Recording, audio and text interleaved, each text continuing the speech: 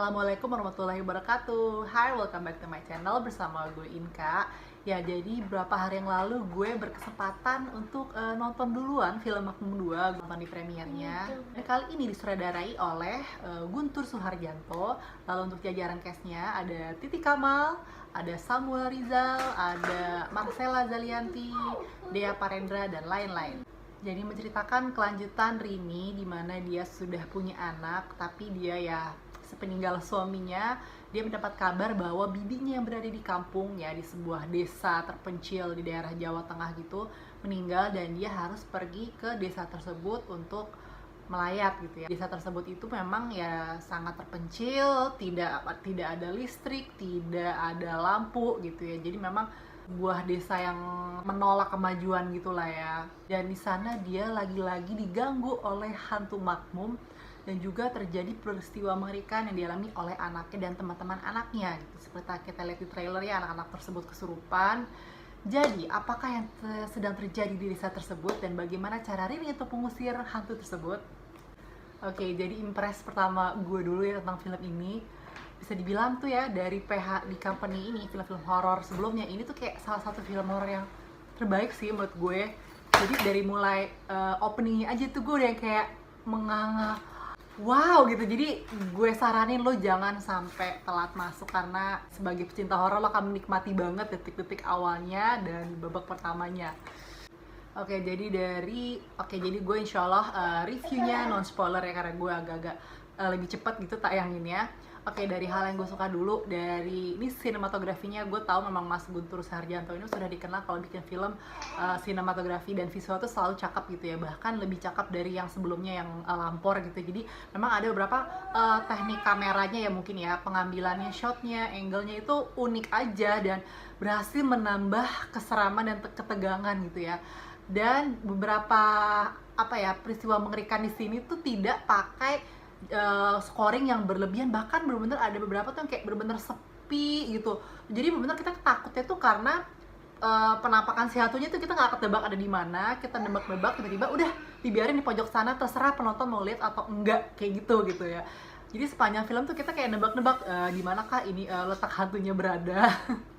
Jadi agak-agak ngingetin gue sama treatment film Hereditary, dimana kan sepi banget ya, nggak ada jump scare gimana-gimana, cuman udah si sutradara itu naro si setannya tuh udah di pojok sana gitu, atau mungkin sesuatu yang mereka di pojok sana, terserah gitu ya.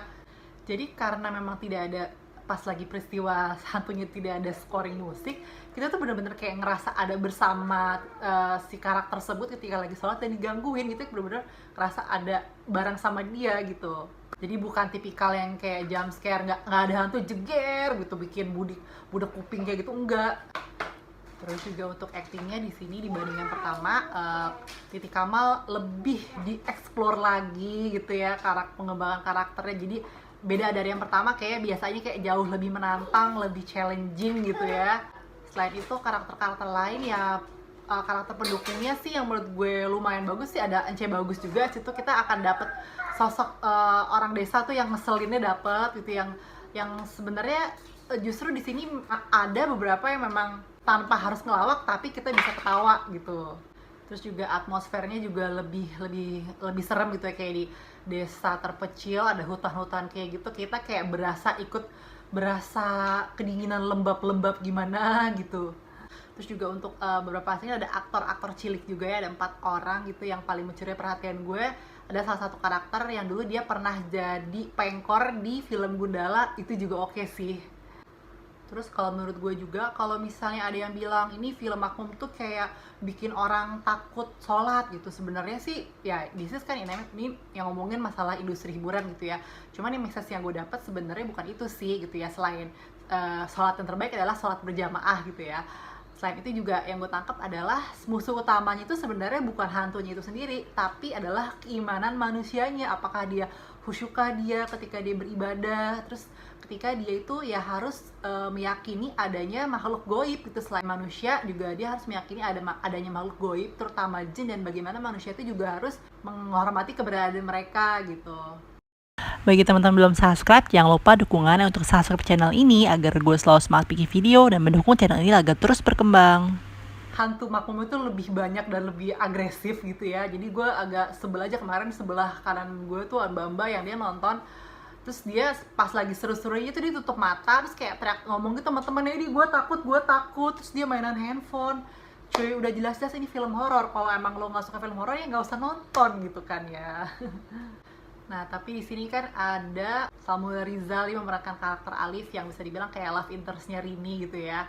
Cuman menurut gua, kan dia tuh mukanya tuh kayak ya udah ganteng dari sana dan kayak anak kota banget, kayak anak basket banget gitu ya. Tiba-tiba ada menjadi penduduk desa gitu ya, di Jawa, ngomong bahasa Jawa juga, maksudnya ngomong medok-medok ala Jawa. Cuman menurut gua ya meskipun udah diitem-itemin gitu ya pakai foundation lebih tebel, cuman masih menurut gue tuh kayak masih lo anak kota gitu, kayak kurang believable ada orang kayak si Samuel Rizal itu jadi penduduk desa gitu ya. Ya sama sebenarnya menurut gue untuk babak tiganya sendiri tuh ya agak sedikit melelahkan sih, kayak treatment penyelesaiannya tuh nggak jauh beda sama yang pertama gitu. Apakah memang film itu dibuat kayak tribute tuh film horor tahun 80-an gitu ya, nggak tahu juga sih ya. Terus sama karakter penduduk desanya yang lain ya, selain cewek bagus tuh kayak masih kayak terlalu tipikal gitu. Gue ngarepin lebih gitu, ada karakter yang lebih kuat dan dalam untuk Marcella Zalianty sama Dea Parendranya.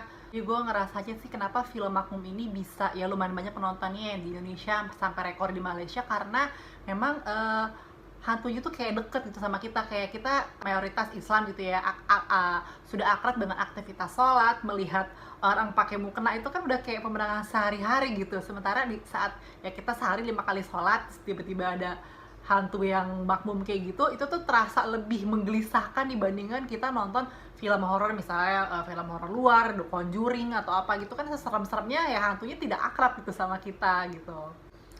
Oke, dan untuk favorite scene versi gue, setiap ada adegan sholat, pokoknya enjoy the show, siapkan jantung.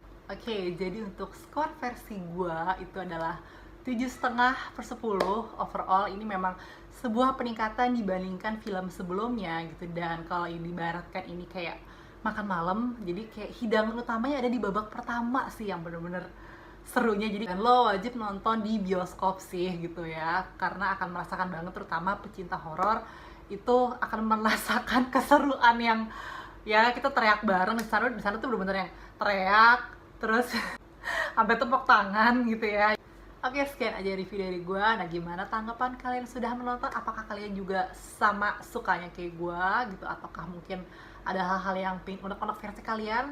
Silahkan tulis di kolom komentar. Terima kasih sudah menonton. Jangan lupa dukungannya untuk like, share, dan subscribe channel ini. See you on the next video. Bye-bye.